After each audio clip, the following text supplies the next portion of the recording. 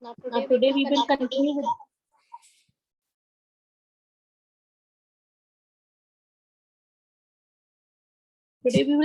with the topic constructor in inheritance.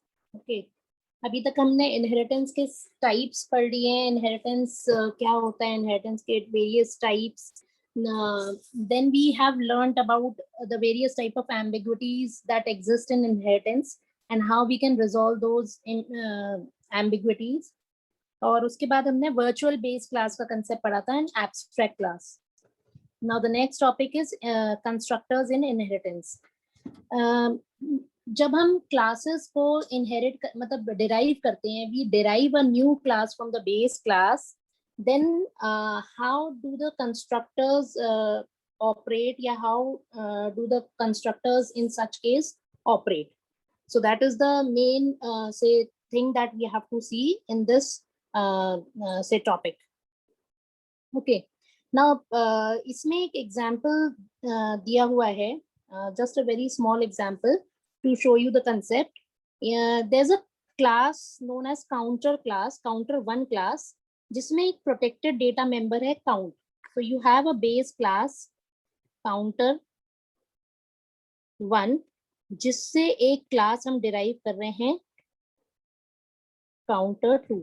ठीक है. Now counter1 के अंदर एक data member है count which is of int type. It has been declared as protected, जिससे कि ये आगे inherit हो जब भी class, तो this member can be inherited by the derived class. यहाँ पे हमने इसका एक constructor लिखा. Now see, this is the constructor function because the name of the function is same as the name of the class. If you see this, the name of the function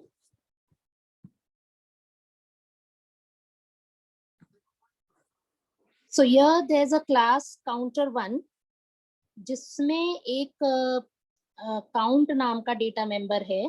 ठीक है. So you have a counter1 class जिससे कि एक counter2 class inherit की गई है या derive की गई है. So this is your base class and this is your derived class. Okay. And there's a data member named count in the base class. counter1 में एक data member है जो कि protected data type है. So that will be inherited in the counter2 class. यहाँ एक हमने इसका constructor लिखा है counter1 class का जिसमें हमने count की value को initialize किया है 4 से. Okay. Now how it is a constructor? The name of this function and the name of the class is same. So this is a constructor function जिसके अंदर हम count की value को initialize कर रहे हैं. Now we have already learned about constructors. Normal जो constructors हमने पढ़े थे, constructors का काम क्या होता है? कोई भी data member को जो भी class के data members को initialize करना. ठीक है. Now again this is the you can say without parameter constructor. Constructor भी हमने कई सारे पढ़े थे. So this is the without parameter constructor and this is again a constructor which is with parameter या arguments वाला. ठीक है. तो ये भी एक constructor है. This is also a constructor and this is also a constructor. ठीक है. अब इसके अंदर हमने क्या किया है, जो भी वैल्यू C पास हो रही है इसको काउंट को उससे हमने इनिशियलाइज करा दिया. Then we have made a function in count जो काउंट की वैल्यू को 1 से इंक्रीज कर रहा है. So there is a function in count which increases the value of count by 1 and displays the value of count also. मतलब उसी समय वो काउंट की वैल्यू को डिस्प्ले भी कर देता है. So this is there in the base class that is counter1. Now counter2 class is publicly inherited from counter1 class and इसके अंदर एक फंक्शन हमने लिखा है decount जो काउंट की वैल्यू को 1 से सब्ट्रैक्ट कर रहा है. ठीक है. माइनस माइनस डिक्रीमेंट कर रहे हैं हम. Now if you see there is no count variable here. इस क्लास में कोई भी काउंट वेरिएबल नहीं है. ठीक है ना. तो लेकिन ये काउंट वेरिएबल कहाँ से मिल रहा है इसको? It is possessing it from the base class that is counter1. counter1 class से counter2 क्लास डिराइव की गई है तो काउंटर 1 का जो भी डेटा मेंबर था, this was protected, so this gets inherited in the derive class. ठीक है, तो इसके पास भी डेटा की मतलब काउंट की एक कॉपी आ जाती है या आएगी। तो डी काउंट फंक्शन क्या कर रहा है, उस काउंट की वैल्यू को रिड्यूस कर रहा है by 1 and then it is displaying the value after decrementing it. तो ये हो गया आपका the second class, that is counter 2। Now what we are doing is we are creating an object C2 of counter 2 class. तो क्या होगा, counter 2 class का एक ऑब्जेक्ट क्रिएट होगा C2 नाम का, और हमने सबसे पहले कहा C2 dot D count. Now what will happen, see we have not C2 class का हमने C2 क्लास में we have not defined any constructor। हमने कोई कंस्ट्रक्टर C2 क्लास में इसलिए नहीं बनाया क्योंकि से C2 क्लास में कोई डेटा मेंबर था ही नहीं उसका अपना। So we didn't require a constructor. Constructor का काम क्या होता है, हर अपने क्लास के डेटा मेंबर्स को इनिशियलाइज करना।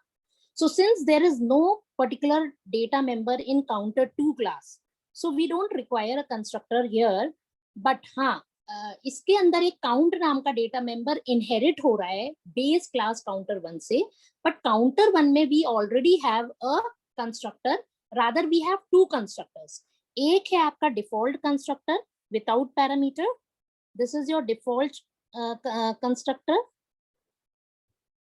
जो कि बिना पैरामीटर के होता है, जिसमें आप क्या कर रहे हो, वैल्यू को, काउंट की वैल्यू को 4 से इनिशियलाइज कर रहे हो, and this one is the constructor with parameters.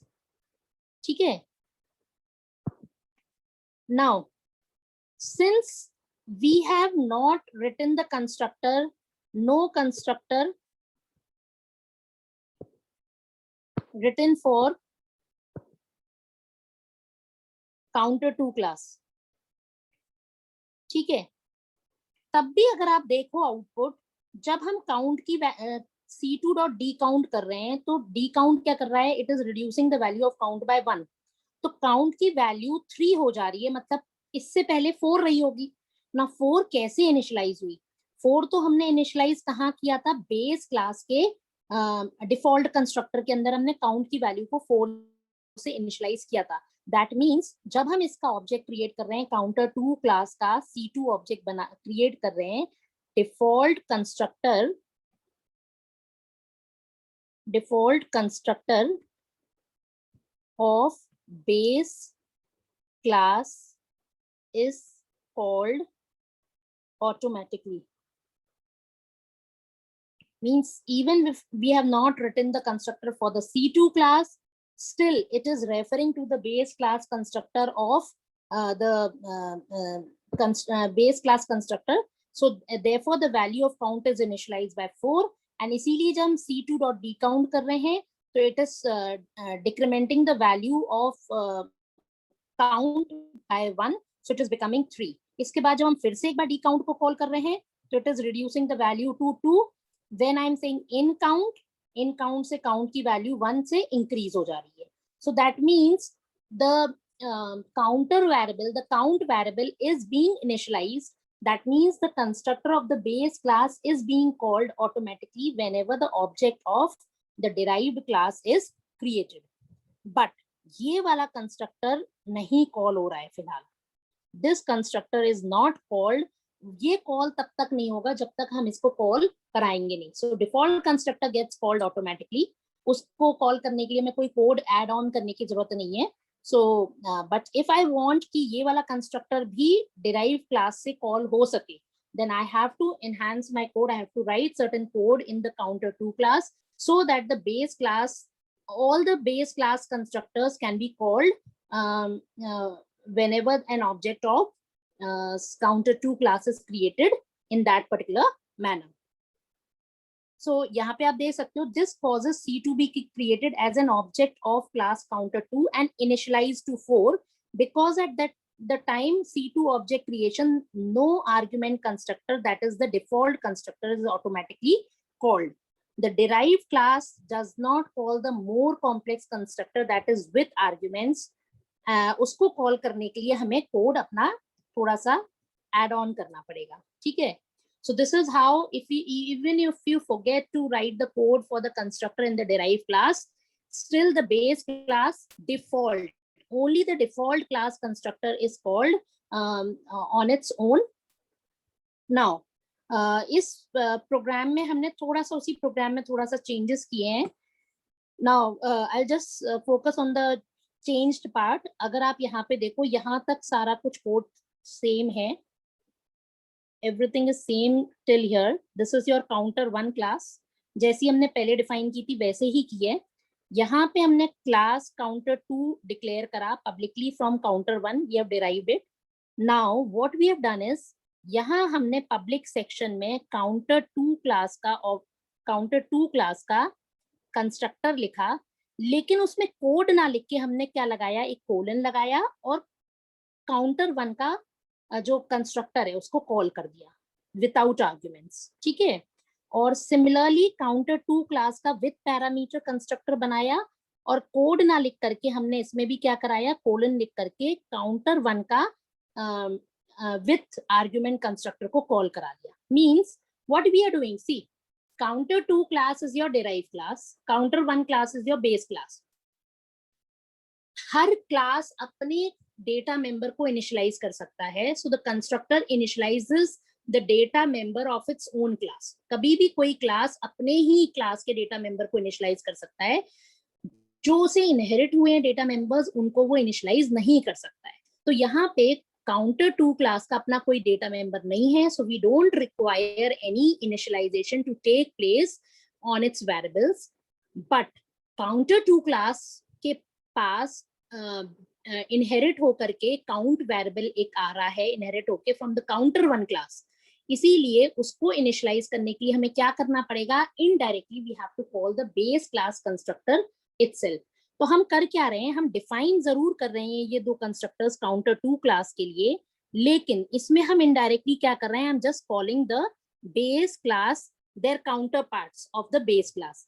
मतलब विदाउट पैरामीटर वाले में हम विदाउट पैरामीटर कंस्ट्रक्टर कॉल कर रहे हैं काउंटर वन क्लास का, और विद पैरामीटर वाले में we are calling the with parameter constructor function of the base class. अब इसे करने के बाद क्या होगा, जैसे हमने एक ऑब्जेक्ट डिक्लेयर किया इस तरह से. नाउ जब भी हम कोई वैल्यू नहीं प्रोवाइड करते हैं डिक्लेरेशन के समय, ठीक है, तो कौन सा कंस्ट्रक्टर कॉल होगा, in this case the default constructor will get called. Default constructor call होगा. तो डिफॉल्ट कंस्ट्रक्टर के केस में क्या होगा, this constructor will be called, और ये कंस्ट्रक्टर क्या करेगा, इन टर्न काउंटर वन का डिफॉल्ट कंस्ट्रक्टर को कॉल करेगा, यानी कि इसको. That means count value will be set to 4. तो C2 का जो count है that will be initialized by 4. अगली लाइन में हम क्या कर रहे हैं, काउंटर टू क्लास का एक और ऑब्जेक्ट बना रहे हैं C3, जिसमें हम काउंट की वैल्यू 50 भेज रहे हैं. ठीक है. तो इस केस में आपका with argument constructor will be called. That means इस केस में आपका ये वाला फंक्शन कॉल होगा. ठीक है. सो C में वैल्यू क्या जाएगी, 50. So here the value of C will be 50. So therefore the count value will be set to 50. तो C3 का काउंट वैल्यू कितनी सेट हो जाएगी, 50. राइट. तो ये डिफरेंस आपको समझने की जरूरत है कि अगर आप बिना if you are calling the default constructor, then the count value will get initialized automatically by 4 because we are not passing any value to it. ठीक है. और with parameter में we are set passing the value 50, so the counter variable will be set to 50. अब इसके बाद हमने क्या किया है, c2.dcount, c2.decount और c2.incount कॉल किया. मीन्स दो बार डिक्रीमेंट कराया काउंटर को और एक बार इंक्रीमेंट कराया. तो C2 डॉट काउंट की वैल्यू कितनी थी, 4. तो 4 से रिड्यूस होके हुई 3, देन 2 एंड देन इंक्रीज होकर के हो गई 3. ठीक है. अब C3 dot D count call कराया, फिर C3 dot D count call कराया, फिर C3 dot in count call कराया. तो इसमें क्या होगा, यहाँ पे हमारी C2 डॉट काउंट कितनी वैल्यू थी, 50. तो 50 से 49 हुई, 49 से 48 हुई और फिर 48 से फिर ऐड होकर के 149 हो गई. So in this we have it is possible to call the other complex constructors also, because इसमें हमने क्या किया है, because we have added this code has helped in calling the other complex constructors also. अगर हम ये code नहीं लिखते हैं इसके अंदर, जैसे कि पिछले एग्जाम्पल में था, we had skipped this part, then what will happen, पहली बात तो ये चीज पॉसिबल नहीं हो पाएगी, एंड दूसरी चीज आपका जो सीट काउंट वैल्यू है, it will be initialised with 4, because whenever you do not write the constructor for the derived class, then only the default constructor of the base class gets called automatically. But the more complex constructors like the copy constructor and the constructor with arguments do not get called automatically. उसको call करने के लिए हमें indirectly base class के constructor को derive class के constructor के through call कराना पड़ेगा. So this code, after writing this code, that will be possible. So this is the concept of constructors, how you write constructors for your classes. Now यहाँ पे अब आपका अगर multiple inheritance होता, this was a case of single inheritance. ठीक है, single inheritance में क्या होता है, एक बेस क्लास होती है and there is one derived class. So the order in which the constructors are to be called is not a matter of concern, क्योंकि इसे बेस क्लास एक ही है, तो डिराइव क्लास को एक ही बेस क्लास के कंस्ट्रक्टर को कॉल कराना है. So there is not an issue. But multiple inheritance के केस में क्या होता है, suppose we have a case like दो क्लासेस हैं, say just an example A and B class हैं, इनसे हमने एक क्लास डिराइव की सी. ठीक है, तो जब हम सी क्लास का कंस्ट्रक्टर बनाएंगे, so we have to define the order in which the constructors of the base class will be called. We can't do this कि पहले B का कॉल कर लिया फिर A का, उससे क्या होगा, वैल्यूज गलत असाइन हो जाएंगी. so there the order has to be maintained. ठीक है, तो single inheritance में that is not an issue. So now we'll see an example which is of multiple inheritance. How the constructors are called in case of multiple inheritance. तो इसके लिए क्या किया है, एक क्लास है B1. This is class B1, you can just see. इसके अंदर एक डेटा मेंबर है X. इसका ये कंस्ट्रक्टर है विथ पैरामीटर वाला, जो X में I की वैल्यू को असाइन कर रहा है विथ पैरामीटर कंस्ट्रक्टर, और फिर X की वैल्यू को शो करने के लिए एक फंक्शन है show X. Fine. So this is with parameter constructor, with parameter constructor of B1 class. ठीक है, B1 क्लास का कंस्ट्रक्टर है, इसीलिए इसका नाम B1 ही है. ठीक, नाउ इसी तरह से हमने एक क्लास 2 भी डिफाइन करी है. क्लास 2 के अंदर भी हमने क्या किया है, सिमिलर टाइप की ही चीज की है. इसके अंदर एक डेटा मेंबर है Y, और इसके अंदर भी हमने ये constructor with argument of B2 class, ये B2 क्लास का कंस्ट्रक्टर है, ये Y में J की वैल्यू असाइन कर रहा है जो भी हम पास कर रहे हैं. और similarly show Y function is displaying the value of Y. तो ये तो दो क्लासेस हो गई हमारी base classes. Now class D हम डिराइव कर रहे हैं, मींस हमारा कुछ इस तरह से है, this is your B1, this is your B2, और इन दोनों क्लास से हम डिराइव कर रहे हैं एक class D. Now, or the order in which the classes are मतलब जिन क्लासेस को हम डिराइव करें, that is B2 is given first, then B1 is given. ठीक है, तो मतलब हमारा जो ऑर्डर है इनहेरिटेंस का, that is first B2 and then B1. ठीक है, अब हमने क्या किया, ये हमारा कंस्ट्रक्टर है with parameter of the D class. इसमें हमने क्या किया है, इसके अंदर एक डेटा मेंबर हमने सेट डिफाइन किया Z. So now in all इसके अंदर हमारे 3 डेटा मेंबर्स हो गए, X, Y एंड Z. ठीक है, अब इस कंस्ट्रक्टर में हमने क्या किया, तीन पैरामीटर पास किए, A1, A2 एंड A3, और कोलन में हमने, कोलन के बाद हमने क्या लिखा, पहले B1 का कंस्ट्रक्टर कॉल करा जिसमें हमने A1 वैल्यू भेजी, फिर B2 का कंस्ट्रक्टर कॉल किया जिसमें हमने A2 वैल्यू भेजी, और A3 वैल्यू तो हमने Z के अंदर असाइन कर दी because Z was the data member of D class itself, ठीक है। और फिर उसके बाद हमने क्या किया, ये show Z function is simply displaying the value of Z। Now what we have done is, D class के अंदर हमने एक D क्लास का एक ऑब्जेक्ट बनाया C1, और उसमें हमने वैल्यूज पास करी 5, 6, 7। So now what will happen, just see, 5, 6, 7 जब हम वैल्यू पास करेंगे तो A1 में 5, A2 में 6 और A3 में 7, ये वैल्यूज आपकी जाएंगी। A1 में 5, A2 में 6 एंड A3 में 7। अब हम पहले क्या कर रहे हैं, I am calling the constructor of B1, ठीक है। I am calling the, now constructor का ऑर्डर क्या है, किस ऑर्डर में हम कंस्ट्रक्टर को कॉल कर रहे हैं, पहले हम B1 का कंस्ट्रक्टर कॉल कर रहे हैं, उसमें हम A1 वैल्यू भेज रहे हैं। सो A1 में वैल्यू क्या है 5, A2 में है 6 एंड A3 में है 7। So what will happen, X will be assigned 5 value, Y will be assigned 6 value and Z will be assigned 7 value। तो आप देखो, अगर यहाँ पे X, Y, Z की वैल्यू जब हमने प्रिंट कराई, show X, show Y and show Z, the values printed are 5, 6, 7, ठीक है।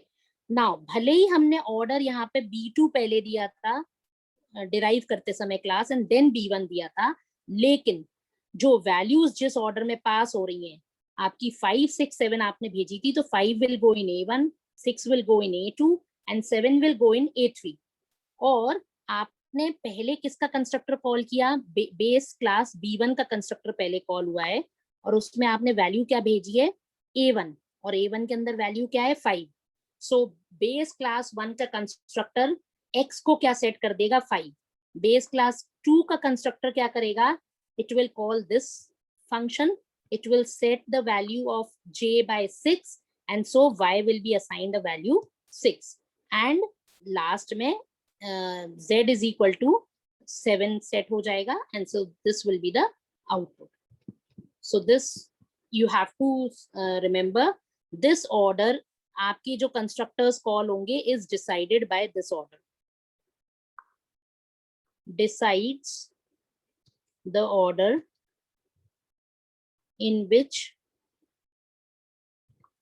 the base class constructors are called। So this order is decided by आपने किस ऑर्डर में कंस्ट्रक्टर्स को कॉल किया। अगर आपने यहाँ पे B2 पहले दिया होता और B1 बाद में दिया होता, then things would have been different, ठीक है।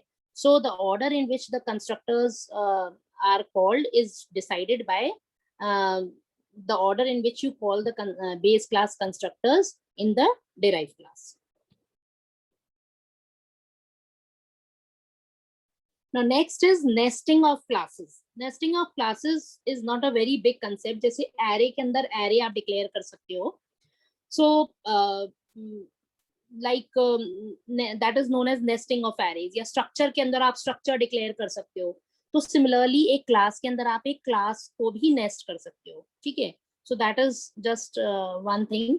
जैसे मान लीजिए हमारे पास पहले से एक class बनी हुई है B1 और class बनी हुई है B2, ठीक है।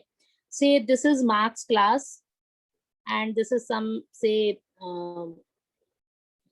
एक और क्लास है से अब इसमें आपने सपोज एक क्लास बनाई है स्टूडेंट क्लास, डी क्लास बनाई है आपने। डी क्लास में आपने कुछ डेटा मेंबर्स लिए और उसमें दो ऑब्जेक्ट्स लिए जो कि हमारे एग्जिस्टिंग क्लासेस के हैं। C1 is an object of B1 class and C2 is an object of B2 class and they are members of D class। Now they become members of the D class। So this is simply nesting of class। एक class आप define कर रहे हो उस class के अंदर आपने already कोई पहले से एग्जिस्टिंग क्लास के ऑब्जेक्ट्स को इंक्लूड कर रखा है, so that is known as nesting of classes. ठीक है, तो ये यूज हो सकता है कई बार concept. Now you can see this example here. यहाँ पे एक B1 क्लास डिफाइन करी है जिसमें एक A नाम का डेटा मेंबर है और A की वैल्यू को हम यहाँ 20 सेट करके A की वैल्यू को प्रिंट करा रहे हैं। सिमिलरली एक B2 क्लास है जिसमें एक B डेटा मेंबर है जिसमें B की वैल्यू आप 30 सेट कर रहे हो and you are displaying the value of B। That's it, simple सा है। एंड देन D क्लास में आप क्या कर रहे हो, एक डेटा मेंबर ले रहे हो C, B1 क्लास का ऑब्जेक्ट ले रहे हो B1 और OBJ1, B2 क्लास का ऑब्जेक्ट ले रहे हो OBJ2 एंड देन आप एक आउटपुट C नाम का फंक्शन बना रहे हो जिसमें आप आउटपुट A और आउटपुट B फंक्शंस को कॉल करा रहे हो और C की वैल्यू को 40 सेट कर रहे हो simply. So that is very well possible and then you are displaying the value of C also. अब इसमें हमने किया क्या है, D क्लास का एक ऑब्जेक्ट बनाया OBJ3 और आउटपुट C फंक्शन को कॉल कराया। Now see what will happen, this function is called, यहाँ पे आप ये कॉल कर रहे हो फंक्शन, तो ये फंक्शन कॉल होगा। सबसे पहले वो obj1.output_a ये वाले फंक्शन को कॉल करेगा नंबर 1। तो क्या हो जाएगा, आपका A की वैल्यू 20 सेट हो जाएगी and it will display the value of A, so that will be 20। Next it will call the function output B। तो इसमें क्या होगा, B will be set to 30 and the value of B will be printed, so that is 30 will be printed। और last में C की value 40 set होकर के C की वैल्यू प्रिंट हो जाएगी, so it will be printed as 40। so this will be the output of your program। you can see this is your output। so just this was an example to show कि ये भी possible है, it's not that this is not possible। आप एक class के अंदर कोई और क्लास के ऑब्जेक्ट्स को भी एक डेटा मेंबर की तरह ले सकते हो, so that is known as nesting of classes। so you should know the concept। if you are asked what do you mean by nesting of classes, so you should explain what is nesting of classes with a small example। you can explain कि nesting का मतलब ये होता है, ठीक है। so this is the end of this inheritance chapter and now in the next class we'll be learning about types of polymorphism, that is early and late binding या dynamic binding। so that is a important concept, dynamic binding, which comes in the polymorphism topic। so that will be our next say topic that we'll cover। so I'll just end the lecture here। run all the programs that are given here in the example and see the output।